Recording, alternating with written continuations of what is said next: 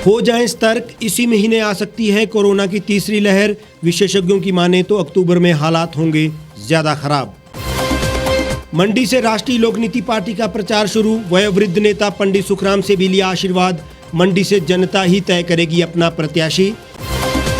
NCRB report में खुलासा, 2017 से 2019 तक 24,000 से अधिक बच्चों ने की खुदकुशी। परीक्षा और प्रेम प्रसंग बनी बड़ी वजह। भारतीय महिला टीम ने रचा इतिहास, पहली बार पहुंची ओलंपिक सेमीफाइनल में। ऑस्ट्रेलिया को 1-0 से रौंदा। बाकी खिलाड़ी भी लगा रहे हैं जी जान। और मंडी की नाचन विधानसभा की ग्राम पंचायत चांबी में लोगों ने पंचायत पर लगाया अनदेखी का आरोप। द रीप टाइम्स ने की ग्रामीणों से बात।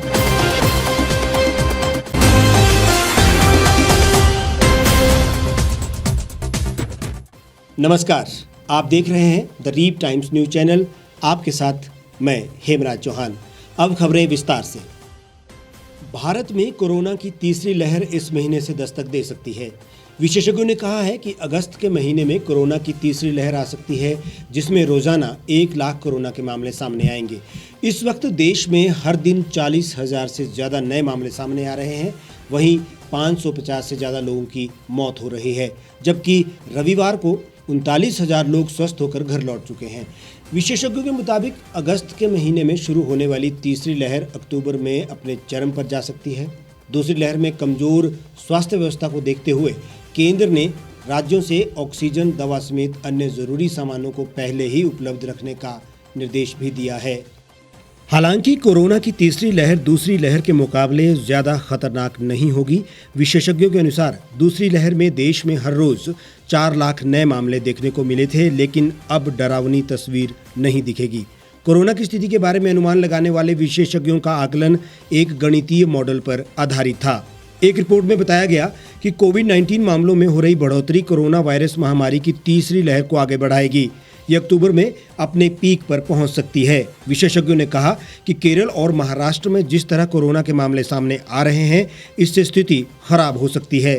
केरल में कोरोना के मामले रोजाना 20,000 से ज्यादा आ रहे हैं। वहीं महाराष्ट्र में करीब 7,000 मामले सामने आ रहे हैं। दोनों राज्यों में कोरोना मरीजों की संख्या लगातार बढ़ती जा रही है। मंत्रालय के मुताबिक पिछले एक दिन में 5 राज्यों में 80.36% नए कोरोना केस सामने आए हैं, जिसमें अकेले केरल में 49.3% केस हैं। वहीं मौत को लेकर बात करें तो सर्वाधिक महाराष्ट्र में 225 मरीजों ने बीते शनिवार को दम तोड़ा था। केरल में 80 मरीजों की जान गई।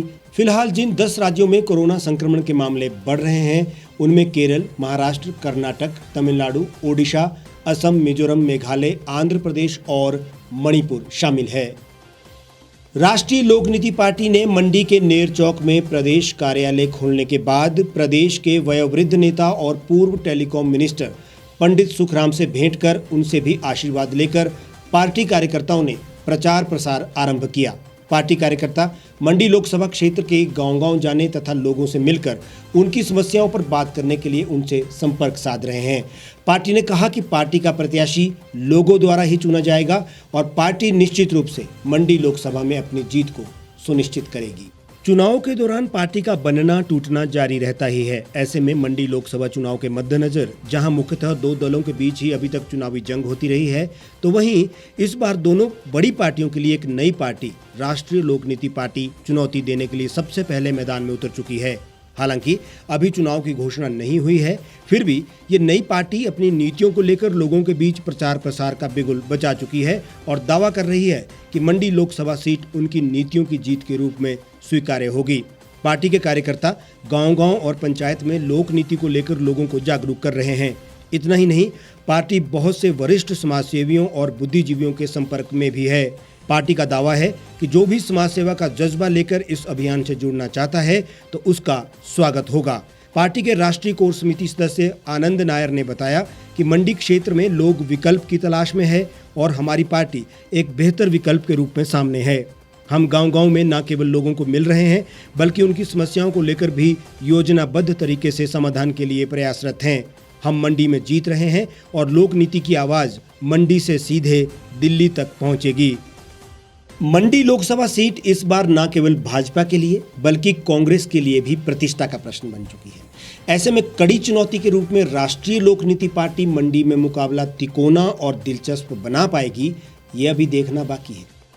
राष्ट्रीय अपराध रिकॉर्ड ब्यूरो एनसीआरबी ने बच्चों की आत्महत्या से जुड़े आंकड़े हाल ही में संसद में पेश किए। सरकारी आंकड़ों के अनुसार 14 से 18 वर्ष की आयु वर्ग के 24,568 बच्चों ने साल 2017 से 2019 के बीच आत्महत्या कर ली, जिसमें से परीक्षा में असफल होने वाले बच्चों का आंकड़ा 4,000 से अधिक है। सरकारी आंकड़ों के अनुसार 14 से 18 वर्ष की आयु वर्ग के 24,568 बच्चों ने साल 2017 से 2019 के बीच आत्महत्या कर ली, जिसमें से परीक्षा में असफल होने के कारण 4,000 से अधिक आत्महत्या से जुड़े मामले सामने आए। एनसीआरबी के समेकित डाटा में ये बताया गया कि साल 2017 में 14 से 18 वर्ष की आयु के 8,029 बच्चों ने आत्महत्या की। वहीं 2018 में ये संख्या बढ़कर 8,162 हुई और फिर 2019 में ये आंकड़ा बढ़कर 8,377 हो गया। सरकारी आंकड़ों के अनुसार इस आयु वर्ग के बच्चों में आत्महत्या से सबसे अधिक मौतें 3,115 मध्य प्रदेश में हुई। इसके बाद पश्चिम बंगाल में 2,802, महाराष्ट्र में 2,527 और तमिलनाडु में 2,035 थी। आंकड़ों के मुताबिक 4,046 बच्चों की आत्महत्या के पीछे परीक्षा में फेल होना बताया गया, जबकि 411 लड़कियों समेत 639 बच्चों की आत्महत्या के पीछे शादी से जुड़े मामलों को बताया गया।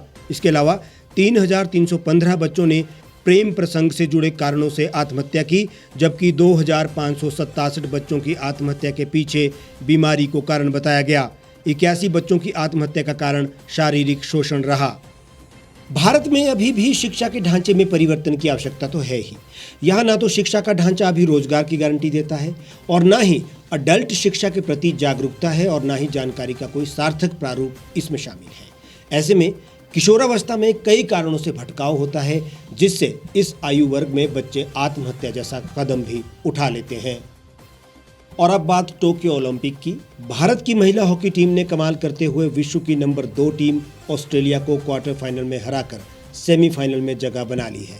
भारत ने ऑस्ट्रेलिया को 1-0 से हराकर सेमीफाइनल में जगह बनाई है। टोक्यो ओलंपिक में भारत के लिए सबसे बड़ी खुशखबरी पीवी सिंधु के ब्रॉन्ज मेडल जीतने पर आई है। वहीं भारतीय हॉकी टीम 4 दशक के बाद ओलंपिक में सेमीफाइनल में पहुंचने में सफल हुई। वहीं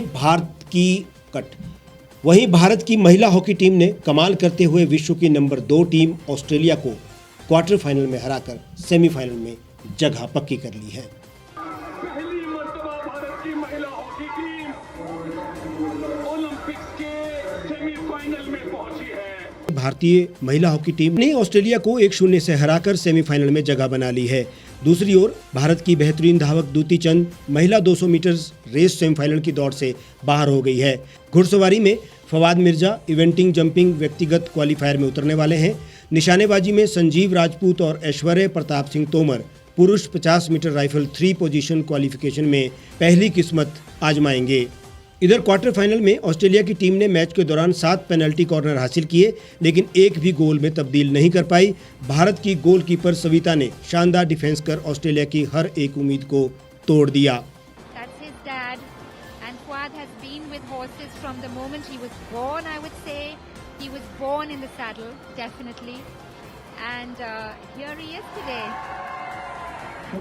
One jump down. Oh yes, I know. Doesn't matter. Great accomplishment. Fantastic. Yes, so near yet so far. Youngster, 26 years old from Bangalore, has done India proud. Yoshiaki celebrating, but you know this is amazing. This squad. Fawad Mirza from Bangalore. Yeah, there's Rudolph, the coach. मंडी के नाचन विधानसभा क्षेत्र की चांबी ग्राम पंचायत में the reap times ने ग्राम सभा में दस्तक दी और लोगों से जाना कि उनके लिए किस प्रकार पंचायत विकास में सहयोग कर रही है। लोगों ने कहा कि पंचायत में जिस गति से विकास होना चाहिए वो नहीं किया गया है। पंचायत प्रतिनिधि मात्र बातों में ही विकास को बता रहे हैं। साथ ही विधायक और सांसद की भूमिका भी सराहनीय नहीं है, जिससे पंचायत का विकास नहीं हो पा रहा है। मंडी की नाचन विधानसभा के अंतर्गत चांबी ग्राम पंचायत में द रीप टाइम्स की टीम जब पहुंची तो वहां ग्राम सभा का आयोजन किया जा रहा था। लोगों ने बताया कि 10 सालों में ये पहली ग्राम सभा है जिसका कोरम पूरा हुआ है और इसमें विकास पर चर्चा हुई है। इस प्रश्न पर कि विकास के लिए क्या क्या किया जा रहा है, लोगों ने कहा कि अभी तक विकास जीरो पर अटका है और आगे भी उम्मीद ही लगा रहे हैं कि हमारी पंचायत में मूलभूत सुविधाओं के लिए कार्य किया जाएगा। लोगों ने तो यहाँ तक कहा कि जब शमशान घाट के लिए रास्ते नहीं है तो आम लोगों के घरों के लिए क्या होंगे। लोगों ने आरोप लगाए कि यहाँ जिन गरीबों को मकान नहीं मिले वो आज भी तरस रहे हैं और कईयों को 2 या 3 बार भी पंचायत से मकान मिल चुके हैं। आज हम मंडी जिला के नाचन विधानसभा क्षेत्र के तहत ग्राम पंचायत चांबी में है। यहाँ पर आज ग्राम सभा का आयोजन किया गया था। सर, किस तरह आज यहाँ पे ग्राम सभा हुई थी, तो क्या क्या मुद्दे थे जो उठे? सबसे मेन मुद्दा मैडम पानी का था, गंदी नालियों का और सड़क का और जैसे IRDP, अंत्योदय वगैरह ये सब कुछ थे। तो सर, अभी हाल ही में कुछ ही टाइम हुआ है, अभी जो नई पंचायत बनी है, जिस तरह से अभी दोबारा से इलेक्शन हुई है, तो किस तरह से आपके काम हो रहे हैं? पंचायत में क्या क्या समस्याएं जो आप लोगों को पेश आ रही है? अभी तो जीरो है, अभी तो कुछ नहीं है, कोई काम नहीं हो रहा है। पर आज जो पहला मतलब जनरल हाउस था, तो आपने जो मुद्दे रखे हैं, तो आपको क्या आश्वासन मिला है प्रधान की तरफ से? वो तो भी काम होगा तभी पता चलेगा, जमीनी स्तर पर जो होगा। मेरा नाम हरीश सिंह है।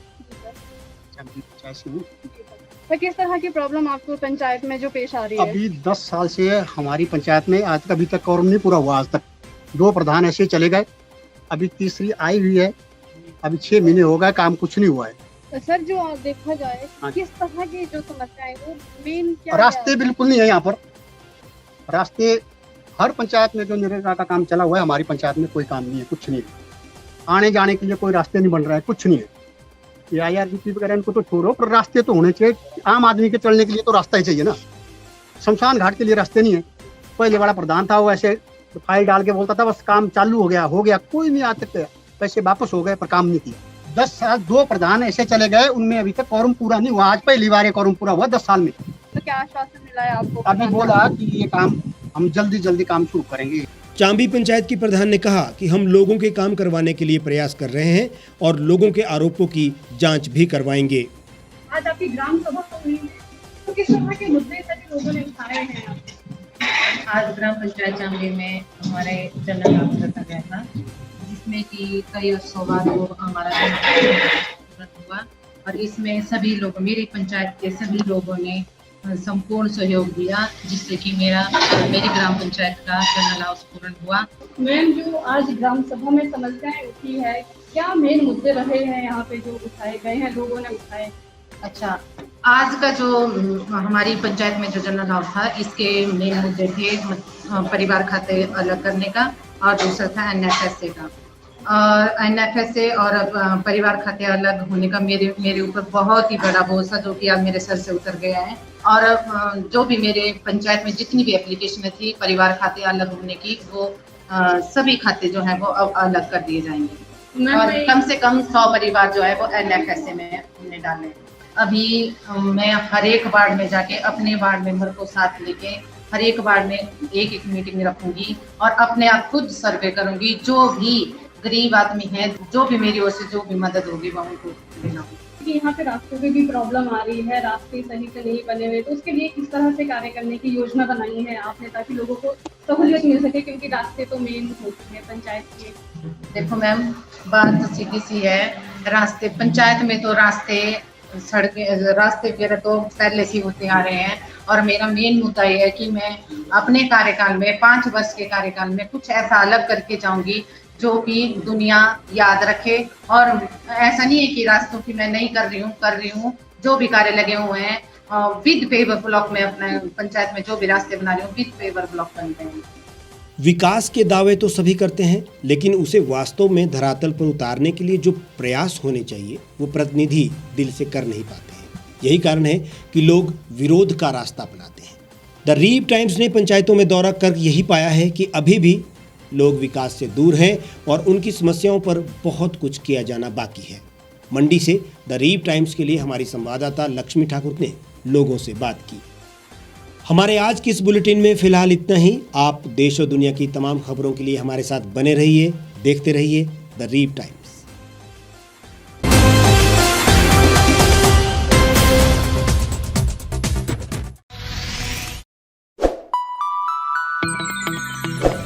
खबरों में बने रहने के लिए सब्सक्राइब करें द रीव टाइम्स, लाइक और शेयर करना ना भूलें। गांव की चौपालों से लेकर संसद के गलियारों तक, गृहिणी के चूल्हे से लेकर निवेश और बाजारों तक, किसानों के हाल से लेकर खेत और खलिहानों तक, शिक्षा और स्वास्थ्य से लेकर खेल के मैदानों तक, संसद के प्रधान से लेकर पंचायत के पंच तक, सेंट्रल हॉल से लेकर ग्राम सभा के मंच तक, हर खबर पर रहेगी हमारी पैनी नजर।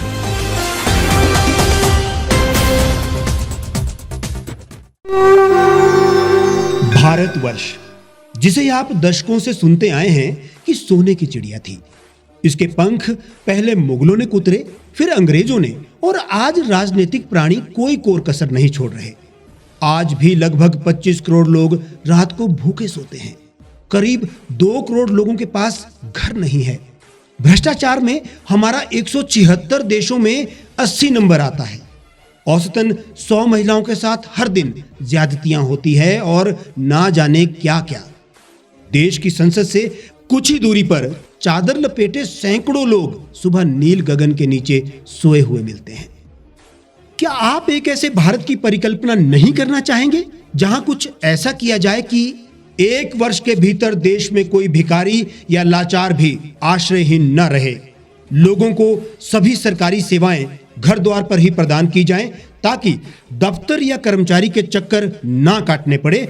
भ्रष्टाचार जड़ से समाप्त हो जाएगा।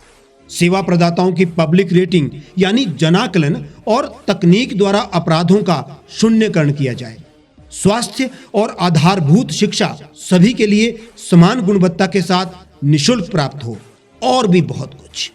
यदि आप इस पवित्र राष्ट्र निर्माण यज्ञ का हिस्सा बनना चाहते हैं तो आज ही राष्ट्रीय लोक नीति पार्टी से जुड़ें। अब देश राजनीति से नहीं, लोक नीति से चलेगा। विजिट करें वेबसाइट rashtriyalokniti.org।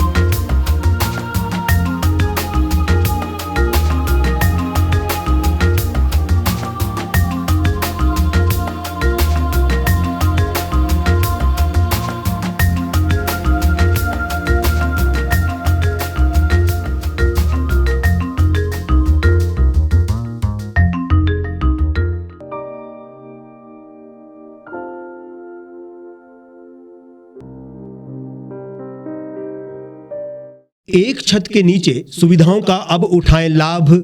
रीव ई मार्ट में अब पाएं अपनी रसोई के लिए गुणवत्ता और सस्ते दामों पर राशन सामग्री। दालें हो या हो मसाले, आपका किचन ई मार्ट संभाले। उच्च गुणवत्ता और दामों में बेहतरीन रीव ई मार्ट में पधारें और पाएं अपनी पसंद के सभी उत्पाद, या फिर करें ऑनलाइन ऑर्डर और पाएं घर द्वार पर ही सुविधा। आज ही संपर्क करें फोन नंबर 8219694079 पर, बाईपास रोड, शनान, संजौली, शिमला।